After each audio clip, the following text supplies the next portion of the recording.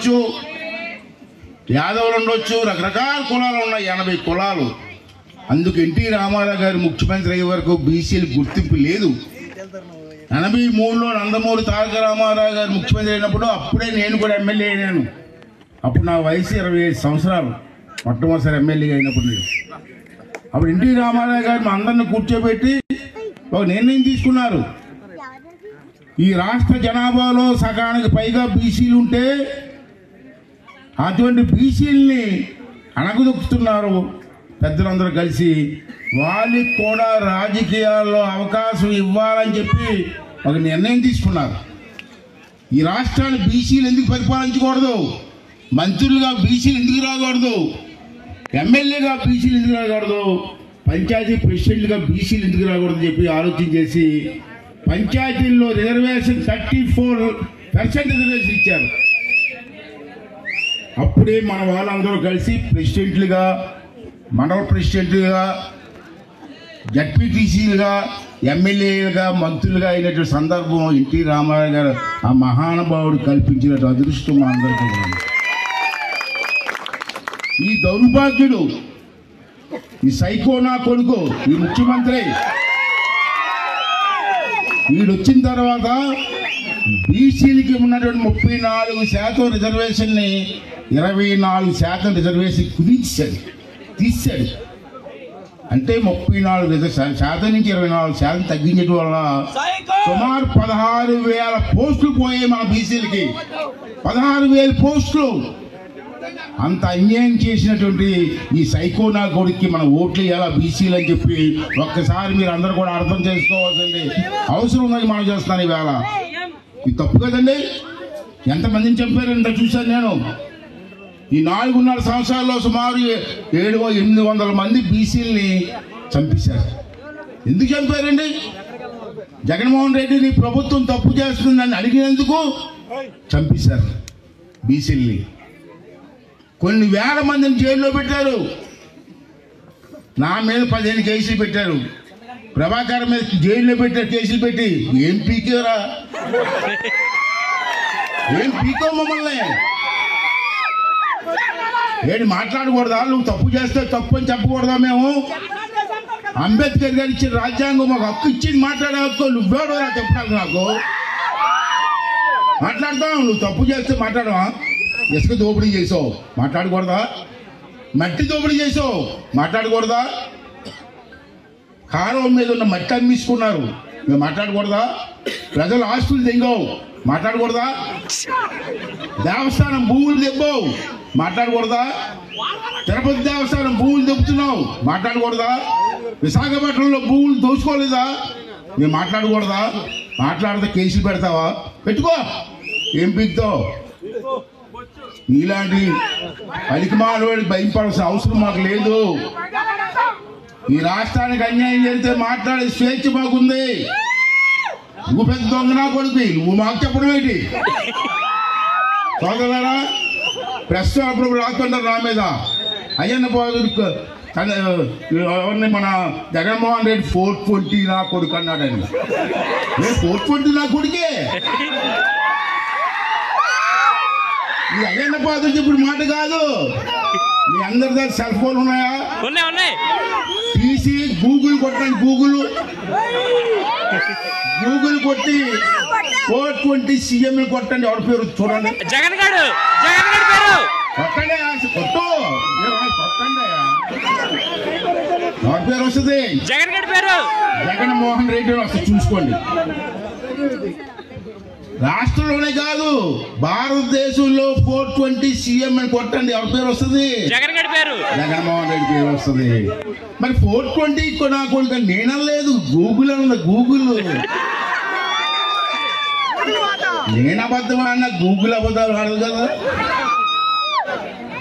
భారతదేశంలోనే 420 నా కొడుకు. నువ్వు మా ముఖ్యమంత్రి, మా కర్మ కాకపోతే ఏదమ్మా వచ్చేసి చూసా.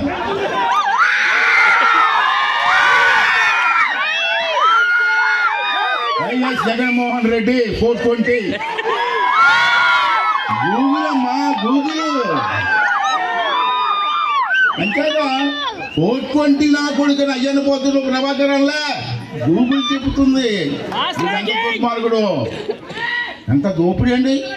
ఏం చేసుకుంటావు డబ్బు అంతా మేడలు పోసి తగలబెట్టుకుంటావా? ఇలా చూస్తున్నారు ఇవాళ విశాఖపట్నంలో విస్ఫోటన కొండ ఉంది, ప్రకృతి సిద్ధమైన కొండ. దాన్ని ఇప్పుడు అన్నాళ్ళు బట్టి పెద్దలంతా కాపాడుకుంటే ఆ కొండను బోడుగుండు కట్టి బిల్డింగ్ తాడేపల్లిలో ప్యాలెస్ 5 కోట్ల బిల్డింగా. నీ పిల్లలు నువ్వు పడుకోవడానికి 4 వాళ్ళ బిల్డింగ్ కావాలి. దేనికి మాట్లాడతావు నువ్వు? న్యాయం మాట్లాడతావు. అర్జున్తో నీకు పోలిక మాట్లాడితే అబద్ధం. దేశిదంతా దోపిడి. కౌరవులకి పాండవులకి యుద్ధమట. ఏముండో వీడి తిక్కనా కొడుకే కానీ ఇంగ్లీష్ హిందీ తెలుగు కూడా రాదు వీడికి. నేను ఛాలెంజ్ చేస్తాను ఫెస్టివల్ ముందు స్టేజ్ ఎక్కి రాజమహేంద్రవరం పలకమని చూస్తాను. రాజమహేంద్రవరం అని కూడా మాట్లాడాలి నేను. నా కొడుకులు వీళ్ళందరూ మన సీఎంలు అండి.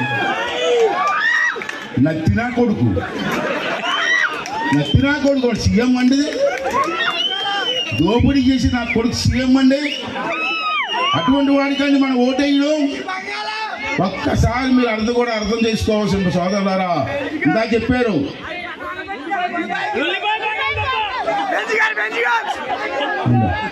ఉండమ్మా నాకు రిపబ్లిక్ డే కదా, గణతంత్ర దినోత్సవం, ఎంతో మంది వీరులు త్యాగఫలం అని చెప్పాలి కదా. రిపబ్లిక్ డే అంటే రిపబ్లిక్, మనం అంతా రిపబ్లిక్ లో ఉంటాం. ఇప్పుడు అదే అన్నాను, ఇంగ్లీష్ రాదు, హిందీ రాదు, తెలుగు రాదు, నన్ను నచ్చిన కొడుకు అన్నాను. అందుకే మరి ఏమన్నా రిపబ్లిక్ డే అంటే ఇందులో ఏంటో చెప్పాడు నిన్న రిపబ్లిక్ గా ఉండవా? ఏంటి నాకు అర్థం అవ్వదు. ఇటువంటి వాడిని ముఖ్యమంత్రి చేసుకున్నాం. అమ్మ కర్మకాయలు పోయి ఏంటమ్మా ఇది. అమ్మ ఇంకో విషయం చెప్తున్నా, బాగా ఆలోచన చేయండి. ఎంత ద్రోహం చేశాడంటే ఇందాక మీటింగ్లో చెప్తాడు 99% పనులు చేసాడట మాట ఇచ్చిన ప్రకారంగా. ఎట్లా చేశాడు? పోలవరం కట్టావా? స్పెషల్ స్టాటస్ తెచ్చావా? లేదు. రోడ్డు మీద బొక్కలు తెప్పావా? 3 రాజధానులు అది చెప్తే అక్కడ వస్తాను. ఆక్వా రైతులకి కరెంట్ ఛార్జీలు తగ్గిస్తాను కదా, పెంచావా తగ్గించావా? ఆక్వా రైతులకి చేపలకు మేత రేట్లు తగ్గిస్తాను, తగ్గించావు కదా. మరి ఎట్లా 99% చేసేసావు నువ్వు? రెండోది అమ్మా, ఇక్కడ మీరు ఆలోచించాలి పెద్దలందరూ కూడా. చంద్రబాబు నాయుడు గారి టైంలో మనం పెన్షన్ ఇచ్చాం, గుర్తుందా? అది చంద్రబాబు నాయుడు గారు ముందు ఇచ్చింది. నందమూరి తారక రామారావు గారి టైంలో 30 రూపాయలు ఇచ్చాం. మీ కుర్రోళ్ళకి, మీ పిల్లలకి, పెద్దవాళ్ళు తెలుసు. నందమూరి తారక రామారావు గారు ఉన్నప్పుడు ఆ రోజుల్లో నేను కూడా ఎమ్మెల్యేగా ఉన్నాను. 30 రూపాయలు నెలకు పెన్షన్ ఇచ్చాం. ఒకడు ఆలోచించాడు, 2 నిమిషాలు అవుపుగా వినండి.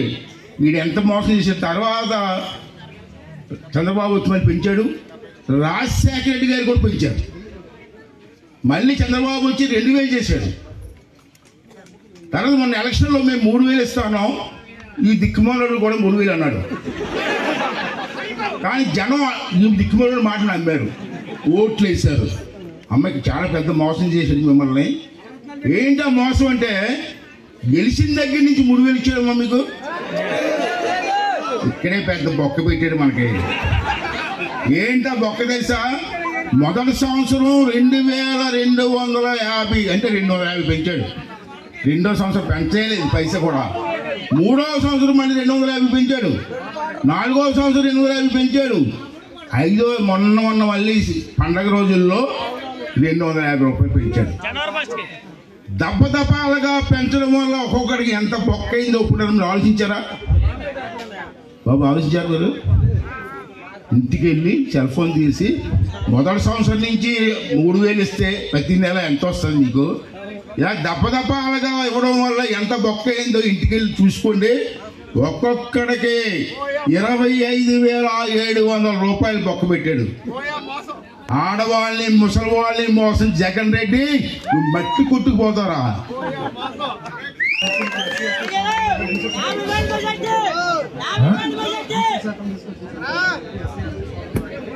తర్వాత రెండోది ఏంటంటే ఇప్పుడు ఎస్సీ ఎస్టీలకి రక్షణ చట్టం అని ఒక చట్టం ఉంది, అలాగే ఏర్పాటు చేస్తామని చెప్పి కూడా మరొకసారి మీ అందరికీ మనం చేస్తూ మళ్ళీ వచ్చి మీ అందరికీ కలుస్తానని చెప్పి మనం సెలవు తీసుకున్నానండి. థ్యాంక్ యూ అండి, థ్యాంక్ యూ వెరీ మచ్ అండి. పోతునూరు తెలుగుదేశం పార్టీ ఆధ్వర్యంలో చిరు సత్కారం సార్.